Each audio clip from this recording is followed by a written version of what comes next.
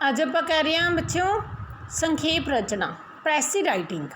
ਸੰਖੇਪ ਰਚਨਾ ਕੀ ਹੈ? ਸੰਖੇਪ ਰਚਨਾ ਨੂੰ ਅੰਗਰੇਜ਼ੀ ਵਿੱਚ ਪ੍ਰੈਸੀ ਕਹਿੰਦੇ ਹਨ।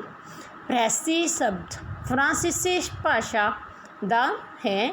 ਇਸ ਦੇ ਅਰਥ ਹਨ ਕਾਂਟ ਛਾਂਟ ਕੀਤੀ ਗਈ ਹੋਈ ਜਾਂ ਸੰਖੇਪ ਰਚਨਾ, ਜਾਣੀ ਕਿ ਬੜੇ ਪੈਰੇ ਨੂੰ ਸ਼ਾਰਟ ਕਰਕੇ ਲਿਖਣਾ, ਸੰਖੇਪ ਕਰਕੇ ਲਿਖਣਾ ਨੂੰ ਸੰਖੇਪ ਰਚਨਾ ਕਿਹਾ ਜਾਂਦਾ ਹੈ। ਜੋ ਮੇਨ ਸ਼ਬਦਾਂ ਦੇ ਆਪਾਂ ਇੱਕ ਭੰਡਾਰ ਲਿਖਦੇ ਹਾਂ, ਉਹਨੂੰ ਸਿਰਫ ਮੇਨ ਹੀ ਲਾਈਨਾਂ ਲਿਖਦੇ ਹਾਂ ਅਤੇ ਉਹਨੂੰ ਇਕੱਠੀਆਂ ਕਰਕੇ ਕਾਂਟ ਛਾਂਟ ਕਰਕੇ ਜੋ ਸੰਖੇਪ ਰਚਨਾ ਕਰਦੇ ਹਾਂ ਉਹਨੂੰ ਸੰਖੇਪ ਰਚਨਾ ਕਿਹਾ ਜਾਂਦਾ ਹੈ। ਇਹਦਾ ਮਹੱਤਵ ਕੀ ਹੈ? ਭਾਸ਼ਾ ਦੀ ਪੜ੍ਹਾਈ ਵਿੱਚ ਸੰਖੇਪ ਰਚਨਾ ਨੂੰ ਵਿਸ਼ੇਸ਼ ਥਾਂ ਪ੍ਰਾਪਤ ਹੈ। 10ਵੀਂ ਅਤੇ ਉਸ ਤੋਂ ਉਚੇਰੀਆਂ ਸ਼੍ਰੇਣੀਆਂ ਵਿੱਚ ਲੇਖ ਰਚਨਾ ਦੇ ਗੰਭੀਰ ਅਭਿਆਸ ਲਈ ਸੰਖੇਪ ਰਚਨਾ ਇੱਕ ਤਰ੍ਹਾਂ ਨਾਲ ਬਹੁਤ ਜ਼ਰੂਰੀ ਹੁੰਦੀ ਹੈ। ਉਚੇਰੇ ਮੁਕਾਬਲੇ ਦੇ ਇਮਤਿਹਾਨਾਂ ਵਿੱਚ ਜਿਹੜੀ ਲੇਖ ਰਚਨਾ ਅਤੇ ਸੰਖੇਪ ਰਚਨਾ ਦੇ ਪ੍ਰਸ਼ਨ ਅਕਸਰ ਹੀ ਹੁੰਦੇ ਹਨ। ਸੰਖੇਪ ਰਚਨਾ ਵਿੱਚ ਵਿਦਿਆਰਥੀ ਦੀ ਭਾਸ਼ਾ ਦੀ ਸਮਰੱਥਾ ਦੀ ਚੰਗੀ ਤਰ੍ਹਾਂ ਪਰਖ ਹੁੰਦੀ ਹੈ। ਪਹਿਲਾਂ ਜਿਸ ਰਚਨਾ ਦੀ ਸੰਖੇਪ ਰਚਨਾ ਕਰਨੀ ਹੁੰਦੀ ਹੈ ਉਸਨੂੰ ਠੀਕ ਤਰ੍ਹਾਂ ਗ੍ਰਹਿਣ ਕਰਨਾ ਹੁੰਦਾ ਹੈ, ਉਹਨੂੰ ਪੜ੍ਹ ਕੇ ਜਾਣੀ ਕਿ ਉਹਨੂੰ ਚੰਗੀ ਤਰ੍ਹਾਂ ਸਮਝ ਕੇ ਪੜ੍ਹਨਾ ਹੁੰਦਾ ਹੈ। ਠੀਕ ਹੈ।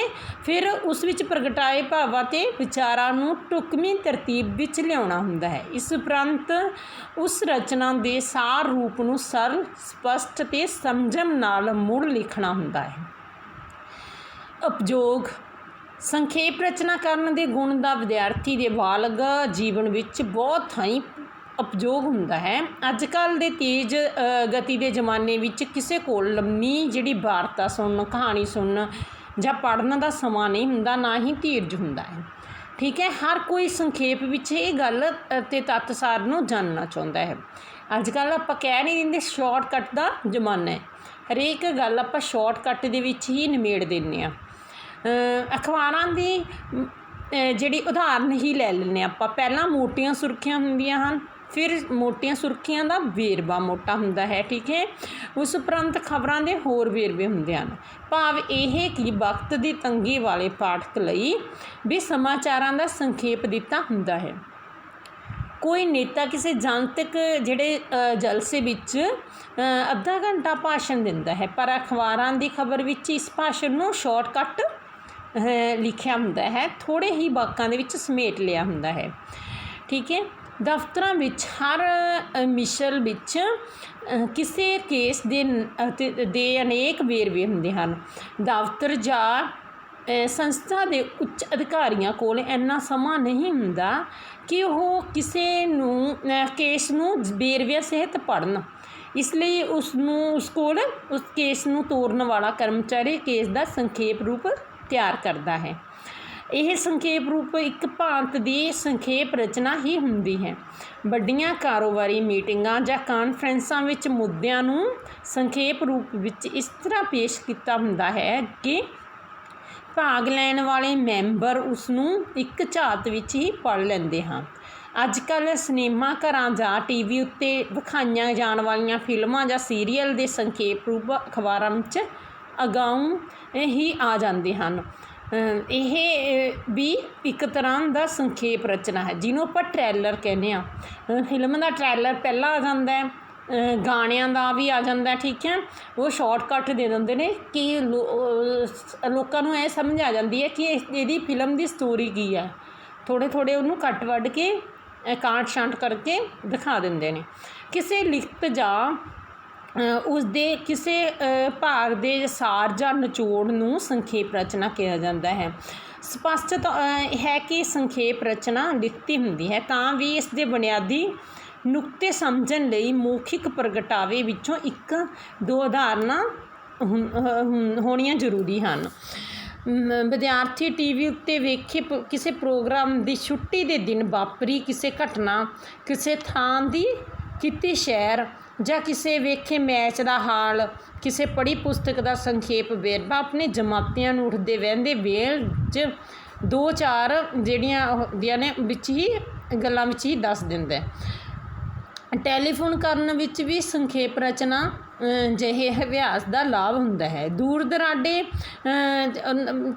ਉਹਦੇ ਵਿੱਚ ਆਪਣਿਆਂ ਨੂੰ ਟੈਲੀਫੋਨ ਕਰਨੇ ਠੀਕ ਹੈ ਖਰਚੇ ਦੇ ਪੱਖੋਂ ਮਹਿੰਗੇ ਹੁੰਦੇ ਹਨ। ਇਸ ਲਈ ਸੂਝਵਾਨ ਵਿਅਕਤੀ ਇਹਨੂੰ ਕੀ ਚੰਗੀ ਸੰਖੇਪ ਰਚਨਾ ਲਿਖਣ ਲਈ ਹੇਠ ਲਿਖੇ ਧਿਆਨ ਰੱਖਣਾ ਚਾਹੀਦਾ ਹੈ। ਠੀਕ ਹੈ, ਜਿਹੜੇ ਸੂਝਵਾਨ ਵਿਦਿਆਰਥੀ ਹੁੰਦੇ ਨੇ ਉਹ ਕੀ ਕਰਦੇ ਨੇ, ਉਹਨਾਂ ਨੂੰ ਗੱਲਾਂ ਨੂੰ ਆਪਾਂ ਸ਼ਾਰਟਕੱਟ ਕਰਕੇ ਆਪਣੀ ਜਿਹੜੀ ਉਹਨੂੰ ਆਪਣੀ ਗੱਲਬਾਤ ਨੂੰ ਸੰਜਮ ਨਾਲ ਕਹਿੰਦੇ ਨੇ। ਠੀਕ ਹੈ, ਇਹ ਨਹੀਂ ਕਿ ਉਹ ਖਰਚੇ ਦੇ ਮਾਰੇ 4 ਗੱਲਾਂ ਕਰਕੇ ਦੋ ਨੂੰ ਛੱਡ ਦਿੰਦੇ ਨੇ, ਸਗੋਂ ਸਾਰੀਆਂ ਗੱਲਾਂ ਨੂੰ ਘੱਟ ਤੋਂ ਘੱਟ ਸ਼ਬਦਾਂ ਵਿੱਚ ਕਹਿ ਦਿੰਦੇ ਨੇ। ਜਿਹੜਾ ਆਪਾਂ ਸ਼ਾਰਟਕੱਟ ਮੈਸੇਜ ਭੇਜਦੇ ਹਾਂ ਉਹ ਵੀ ਇੱਕ ਸੰਖੇਪ ਰਚਨਾ ਦਾ ਹੀ ਰੂਪ ਹੈ। ਸੰਖੇਪ ਰਚਨਾ ਦਾ ਇੱਕ ਗੁਣ ਅੱਜ ਕੱਲ੍ਹ ਜਿਹੜੀ ਸੰਖੇਪਤਾ ਨੂੰ ਭਾਸ਼ਣ ਕਲਾ ਦਾ ਵੀ ਗੁਣ ਮੰਨਿਆ ਜਾਂਦਾ ਹੈ। ਠੀਕ ਹੈ, ਦੂਜਿਆਂ ਦੇ ਸਤਿਕਾਰ ਵਿੱਚ ਉਹਨਾਂ ਦੇ ਸਮੇਂ ਦੀ ਕਦਰ ਕਰਨੀ ਵੀ ਬਹੁਤ ਸ਼ਾਮਲ ਹੈ। ਇਹਦੇ ਵਿੱਚ ਸੰਖੇਪ ਵਿੱਚ ਭਾਵ ਪ੍ਰਗਟਾਉਣ ਦਾ ਦੂਜਿਆਂ ਦੇ ਸਮੇਂ ਦੀ ਬਚਤ ਵੀ ਹੁੰਦੀ ਹੈ। ਠੀਕ ਹੈ, ਸਮੁੱਚੇ ਤੌਰ 'ਤੇ ਕਿਹਾ ਜਾ ਸਕਦਾ ਹੈ ਕਿ ਸੰਖੇਪ ਰਚਨਾ ਕਰਨ ਵਿੱਚ ਵਿਅਕਤੀ ਦੀ ਭਾਸ਼ਾ ਸਮਰੱਥਾ ਦਾ ਪ੍ਰਗਟਾਵਾ ਹੁੰਦਾ ਹੈ। ਅਸਲ ਵਿੱਚ ਭਾਸ਼ਾ ਸਮਰੱਥਾ ਦੋਵੇਂ ਤਰ੍ਹਾਂ ਦੀ ਪਰਖੀ ਜਾਂਦੀ ਹੈ। ਜਿਵੇਂ ਜਿੱਥੇ ਜ਼ਰੂਰਤ ਹੋਵੇ ਵਿਸਥਾਰ ਦਿੱਤਾ ਜਾਵੇ, ਜਿੱਥੇ ਸੰਖੇਪ ਰਹਿਣ ਦੀ ਜ਼ਰੂਰਤ ਹੋਵੇ ਉੱਥੇ ਸੰਖੇਪ ਭਾਵ ਪ੍ਰਗਟਾਏ ਜਾਣ। ਇਸ ਤਰ੍ਹਾਂ ਸੰਖੇਪ ਰਚਨਾ ਵਿੱਚ ਸੰਖੇਪ ਵਿੱਚ ਕਹਿਣ ਦੇ ਗੁਣ ਦਾ ਅਭਿਆਸ ਕੀਤਾ ਜਾਂਦਾ ਹੈ। ਇਹਦੀਆਂ ਵਿਸ਼ੇਸ਼ਤਾਵਾਂ ਕੀ ਨੇ? ਵਿਸ਼ਾਲ ਸ਼ਬਦ ਭੰਡਾਰ। ਚੰਗੀ ਸੰਖੇਪ ਰਚਨਾ ਲਈ ਵਿਸ਼ਾਲ ਸ਼ਬਦ ਭੰਡਾਰ ਹੋਣਾ ਮੁੱਖ ਲੋੜ ਹੈ। ਸ਼ਬਦ ਭੰਡਾਰ ਵਿੱਚ ਵਾਧਾ ਵਧੇਰੇ ਅਧਿਐਨ ਕੀਤਾ ਹੁੰਦਾ ਹੈ। ਸੰਖੇਪ ਰਚਨਾ ਲਈ ਆਮ ਸ਼ਬਦ ਭੰਡਾਰ ਤੋਂ ਬਿਨਾਂ ਅਜਿਹੇ ਸ਼ਬਦਾਂ ਦਾ ਗਿਆਨ ਵੀ ਹੋਣਾ ਜ਼ਰੂਰੀ ਹੈ ਜਿਹੜੇ ਕਿਸੇ ਵਾਕੰਸ਼ ਜਾਂ ਬਹੁਤੇ ਸ਼ਬਦਾਂ ਲਈ ਵਰਤੇ ਜਾ ਸਕਦੇ ਹੋਣ। ਜਾਣੀ ਕਿ ਆਪਾਂ ਨੂੰ ਪੰਜਾਬੀ ਦੇ ਜਾਂ ਇੰਗਲਿਸ਼ ਦੇ ਲਾ ਲਓ, ਆਪਾਂ ਨੂੰ ਉਹਦੇ ਬਾਰੇ ਪਤਾ ਹੋਣਾ ਚਾਹੀਦਾ ਹੈ ਵੀ ਇਹ ਵਾਕੰਸ਼ ਹੈ ਜਿਹੜਾ ਇਹਨੂੰ ਆਪਾਂ ਕਿਵੇਂ ਸ਼ੋਰਟ ਕਰ ਸਕਦੇ ਹਾਂ। ਠੀਕ ਹੈ, ਸਮਾਸੀ ਸ਼ਬਦਾਂ ਦੀ ਵਰਤੋਂ ਵੀ ਬੜੀ ਲਾਭਦਾਇਕ ਹੋ ਸਕਦੀ ਹੈ। ਸੰਖੇਪ ਰਚਨਾ ਸੰਖੇਪ ਹੋਵੇ, ਮਤਲਬ ਜਿਹੜੀ ਸੰਖੇਪ ਰਚਨਾ ਦਾ ਮੁੱਖ ਮਨੋਰਥ ਇਹ ਹੁੰਦਾ ਹੈ ਕਿ ਕਿਸੇ ਲਿਖਤ ਦਾ ਭਾਵ ਥੋੜ੍ਹੇ ਸ਼ਬਦਾਂ ਵਿੱਚ ਸਮਝਾਇਆ ਜਾਵੇ। ਇਸੇ ਲਈ ਇਸ ਵਿੱਚੋਂ ਬੇਲੋੜੇ ਅਤੇ ਗੈਰ ਜ਼ਰੂਰੀ ਵੇਰਵੇ ਕੱਢ ਦਿੱਤੇ ਜਾਂਦੇ ਹਨ। ਸੰਖੇਪ ਰਚਨਾ ਕਿਸੇ ਹਾਲਤ ਵਿੱਚ ਵੀ ਅਸਲ ਲਿਖਤ 'ਤੇ 1/3 ਤੋਂ ਵੱਧ ਨਹੀਂ ਹੋਣੀ ਚਾਹੀਦੀ। ਮੂਲ ਰਚਨਾ ਨੂੰ 2-3 ਵਾਰ ਪੜ੍ਹੋ।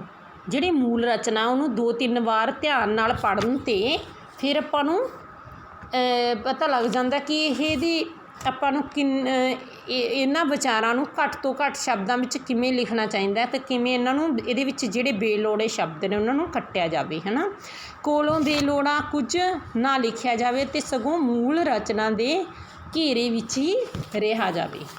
ਬੇਲੋੜਾ ਵਿਸਥਾਰ ਕੱਟ ਦਿਓ। ਸੰਖੇਪ ਰਚਨਾ ਵਿੱਚ ਦਿਲ ਖਿੱਚਵੇਂ ਵਿਸ਼ੇਸ਼ਣਾਂ ਅਲੰਕਾਰਾਂ ਅਤੇ ਜਿਹੜੇ ਉਦਾਹਰਨਾਂ ਲੱਛੇਦਾਰ ਅਤੇ ਸ਼ਿੰਗਾਰੀ ਹੋਈ ਬੋਲੀ ਦੇ ਰੰਗੀਨ ਸ਼ਬਦਾਂ ਵਾਕੰਸ਼ਾਂ ਅਖੌਤਾਂ ਅਤੇ ਮੁਹਾਵਰਿਆਂ ਲਈ ਕੋਈ ਥਾਂ ਨਹੀਂ ਹੁੰਦੀ। ਮਤਲਬ ਇਹਨਾਂ ਨੂੰ ਕੱਟ ਦਿੱਤਾ ਜਾਂਦਾ ਹੈ ਅਤੇ ਇਹਨਾਂ ਨੂੰ ਬੇਰਹਿਮੀ ਨਾਲ ਛਾਂਗ ਦੇਣਾ ਚਾਹੀਦਾ, ਮਤਲਬ ਇਹਨਾਂ ਨੂੰ ਕੱਟ ਦੇਣਾ ਚਾਹੀਦਾ ਹੈ। ਬੋਲੀ ਸਿੱਧੀ ਸਾਦੀ ਸਰਲ ਸਪਸ਼ਟ ਹੋਵੇ। ਗੈਰ ਜ਼ਰੂਰੀ ਵਾਧੂ ਵਿਸਥਾਰ ਅਤੇ ਨਿੱਕੇ ਨਿੱਕੇ ਵੇਰਵੇ ਛੱਡ ਦਿਓ। ਸੰਖੇਪ ਰਚਨਾ ਇੱਕ ਪੂਰਨ ਅਤੇ ਲੜੀਬੰਦ ਹੋਣੀ ਚਾਹੀਦੀ ਹੈ। ਇਹ ਕੁਝ ਨਾ ਕੁਝ ਉਗੜੇ ਦੁਗੜੇ ਅਤੇ ਬੇਜੋੜੇ ਵਾਕਾਂ ਦਾ ਢੇਰ ਨਾ ਜਾਪੇ, ਸਗੋਂ ਇਸ ਵਿੱਚ ਬੜੀ ਰਸਦਾਇਕ ਇਕਸੁਰਤਾ ਅਤੇ ਤਰਤੀਬ ਹੋਵੇ।